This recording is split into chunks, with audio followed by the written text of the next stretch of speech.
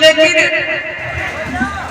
बहुत दिन के बाद अपना बहन के द्वार जाती या बहन के चिन्हवान की नहीं चिन्हवान यानी पहचान के देवे करते यह किया हो बोरना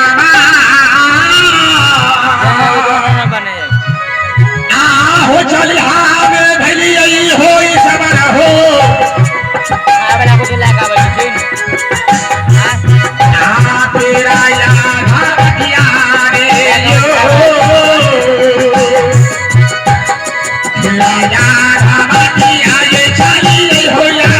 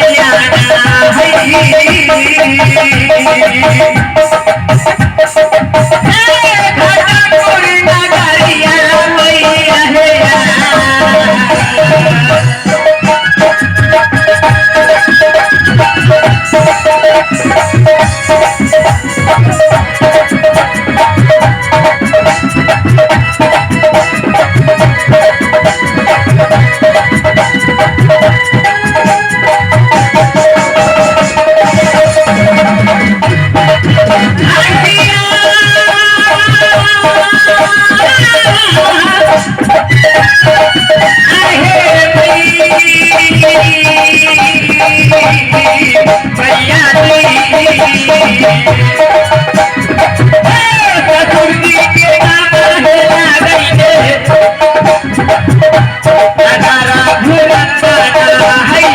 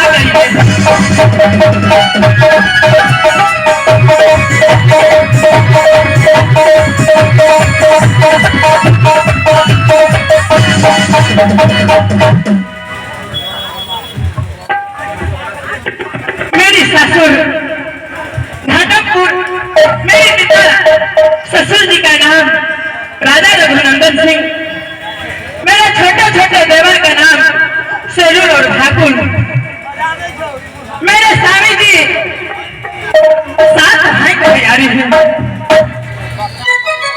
और लेकिन सभी किधर कभी इस मोहल्ले में कभी उस मोहल्ले में जाकर चोरी, कहीं चौक चौराहा पर छीन छोड़कर काम करते हैं। हम लोग घर के आदमी कितनों समझाते हैं उनको, लेकिन हम लोग को बात नहीं मानते हैं। हम लोग उनको डर से बिल्कुल सक्षम रहते हैं। सबसे पहले मैं चलती हूँ महल में आराम करने के लिए।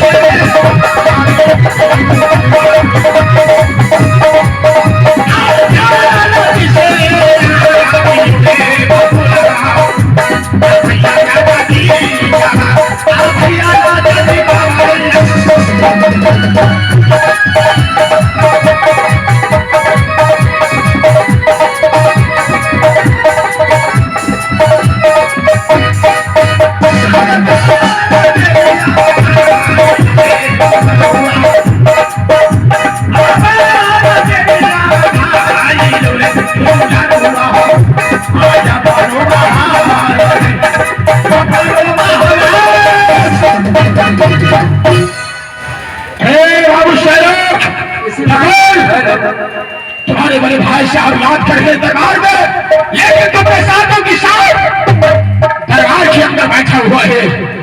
लगता है राम जादे को आज लूटने के मन नहीं है।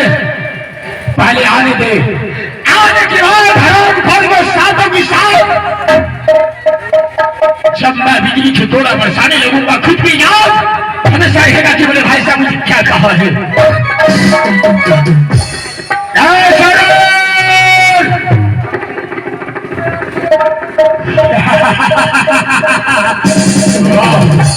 हराम शादे याद की होत कभी बातों से नहीं भागता है। मैं तब से याद कर रहा हूं कि छोटे भाई हमसे मिलो, आज का दिन शुभ मुहूर्त निकल रखा है। आज लोग बात कर वापस घर चले आएंगे। खुश रहो। सबसे पहले बताओ भगवान शाहरुख कहाँ है? इस टाइम क्या आ रहे हैं?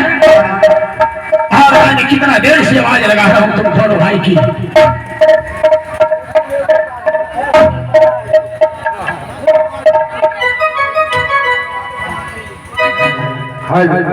इसी बात पे खुश होकर के हमारे विजय चौपाल जी किताबों में धन्यवाद।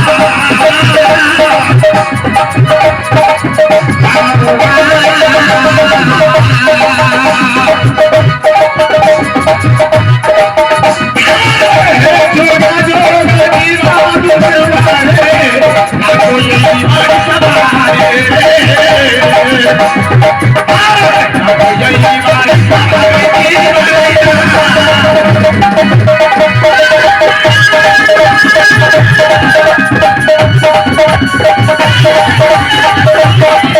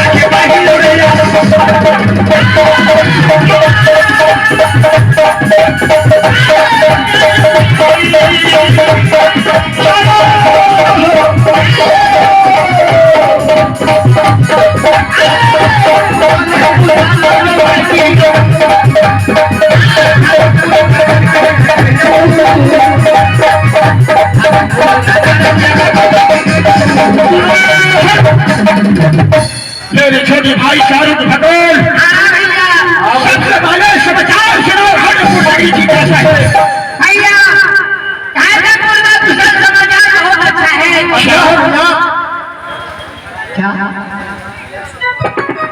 क्या बहुत अच्छा चल रहा है।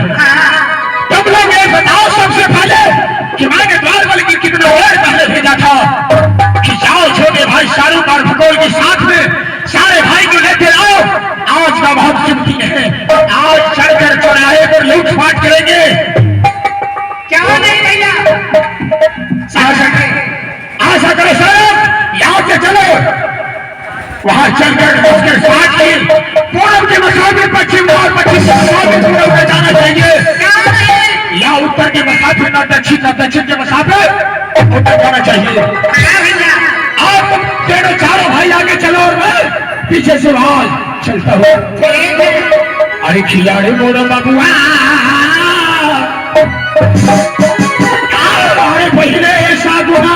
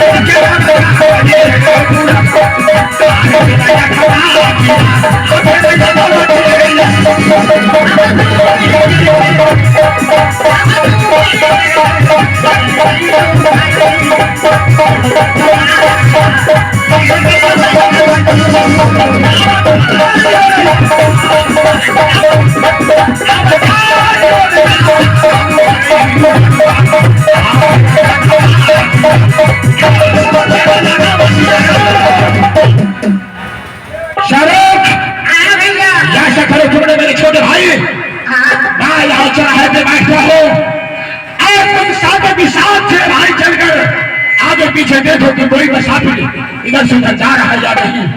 ठीक है भैया। श्योर है। मैं देखूंगा कि कोई मुसाफिर इधर से उधर आता है या नहीं।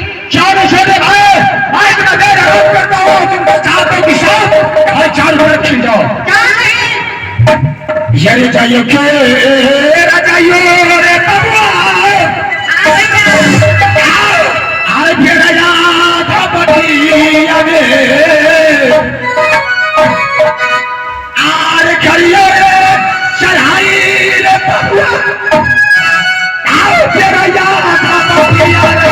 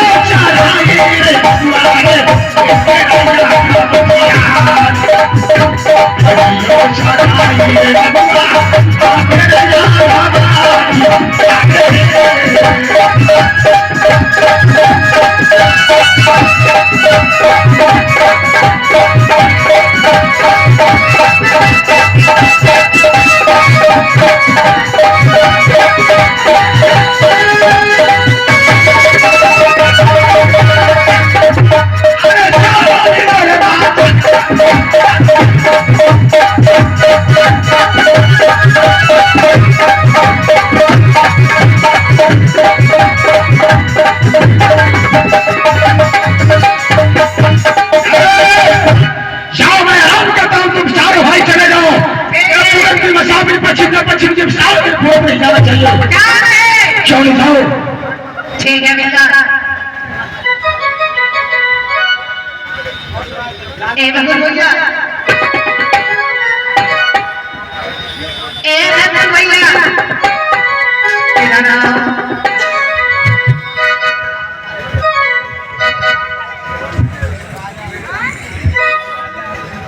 भैया मेरे भाई को करना क्या है? या उस वक्त से बचा जाएगा अच्छा तो मैं उसे घेर के रखूंगा। घेर कर उसे बंदी बनाकर मेरे पास ले